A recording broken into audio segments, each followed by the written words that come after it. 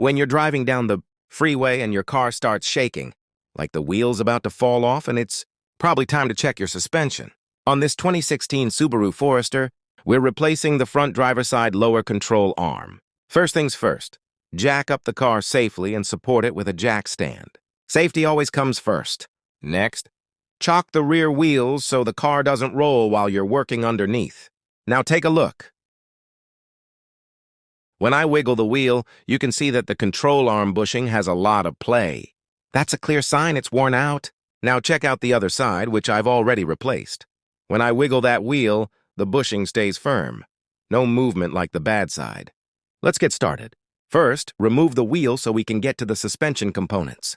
Next, take out the sway bar link bolt connected to the control arm. Then, remove the lower ball joint pinch bolt. Now pry and tap with a hammer at the same. Separate the lower control arm from the ball joint. It can be a bit stubborn. There's a plastic cover and a metal bracket in the way. Remove those so you can access the control arm bolts. Now remove the two big bolts holding the control arm to the subframe. Before you install the new one, compare it to the old control arm. Make sure they match up exactly.